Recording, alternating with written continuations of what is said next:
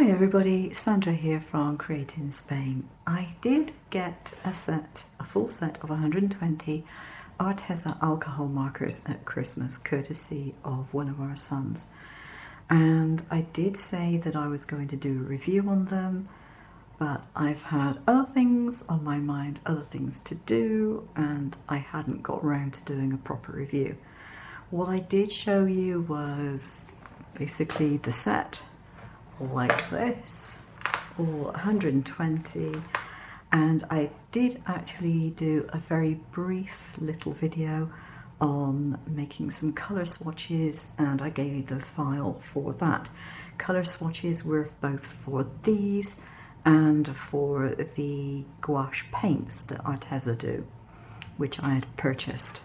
So I'm going to put this over to one side because I don't need to show you how to colour in with alcohol markers. There are loads and loads of videos on that.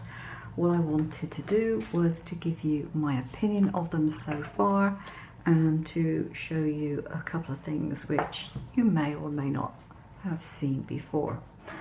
Now, as part of the set, you get these colour cards, which are pretty good representations of the colours in the box. However, because they're done on a black surface, it's not quite the same as when you use them on a white. So I made this file, and the reason these are long, thin ones is these actually correspond to exactly how the markers were set out in my box to start with.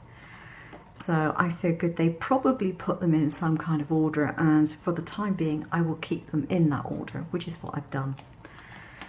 And you notice I got a few empty spaces there because there are a few empty spaces in the box. So I've done all my colour swatches, and I will find the file again and I'll link the file below in case you want to do the same pattern. And all I did was some colour swatches and I've laminated them, because they will last a lot longer like that. Now, when it comes to the caps of the pens, some of them look like the colours that you expect and some of them possibly not. Now, this one is watermelon pink. I need to find my watermelon pink. Here we go, here's watermelon pink. That looks pretty close, okay?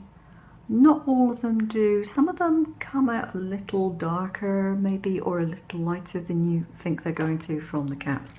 But in general, they're pretty good. They do have the colours, the names of the colours and the numbers printed on the caps at either end. And there is a colour band around the pointed bullet tip. Now, these have got a bullet tip on them. I prefer a bullet tip to a brush tip, and the reason I prefer it is for accuracy. If I'm using markers, I am probably colouring in something which is relatively small, stamps that I've got, little animals or hearts or little flowers, something like that. And to be perfectly honest, if I'm doing a small item, then a bullet tip is my preferred method. Triangular in shape, so they're not going to roll off your desk very easily, and it's quite comfortable to grip, so I don't have any problems with that. So having done my colour samples, I decided to do a little bit of stamping and just to use them to colour in. Now this, I'm just going to zoom in a bit. Okay, am I still in focus? Just about, I think. Okay, this is a normal cheapy cardstock that I buy in a place called Domti in Spain. It comes in a large A3 pack and I cut it down to smaller sizes. Now I stamped this with my Tuxedo black ink and coloured a few flowers in. And what I found was, if you choose colours which are a little too far apart, it didn't blend particularly well. However, that isn't a fault of the pens. It is a fault with the card or the paper that I'm using. Here I have another sample where I have used this Fabriano Multimedia Bristol cardstock. And I found that using the pens on this, the results were a lot smoother. I didn't do hours and hours of colouring. My method of shading is generally to use a darker colour and then to go in with a lighter colour and just go over the entire thing. Whoops. And I don't go over, with a light colour, a dark colour, a light colour, a dark colour, and spend half an hour on each flower. And I figure that most people who are interested in a review of the cheaper types of markers are not going to be in that boat either. You're going to want something which is going to work relatively quickly, something that you can get reasonable results from without spending an hour per flower. So I would recommend, if you're going to be using alcohol markers and you really don't want to spend much time doing it, but you want a very smooth result, to check the cardstock that you are using and see what the results are on different cardstocks that you have.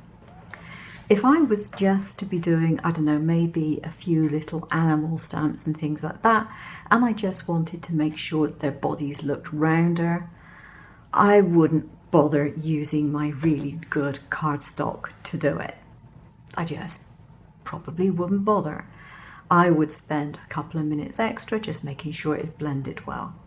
If I was going to do something more like this, where the emphasis is on the colouring rather than anything else, then I would be more inclined to use the more expensive cardstock, and that will aid the smoothness of the colour transitions. Here, for example, on this one, I was using a pink and I was using a lilac-y type colour, a purple colour. And it was very hard on this particular cardstock to get a smooth transition. On this one, it is actually easier. Different colours have used here, but the transition was easier. There, I think, is a case that some cardstocks will absorb the colour more quickly and it will be more difficult to move around.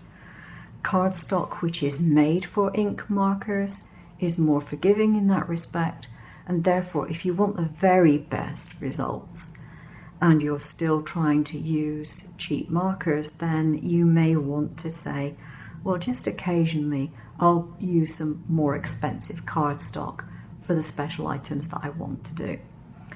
But if I was doing something relatively small where it was a scene and the emphasis really isn't so much on the way it's being coloured in, but just the fact that it is coloured, I would probably still go for my cheapy stuff and not worry about it. So that's my take on these markers so far. Do I find them particularly juicy? Not overly so.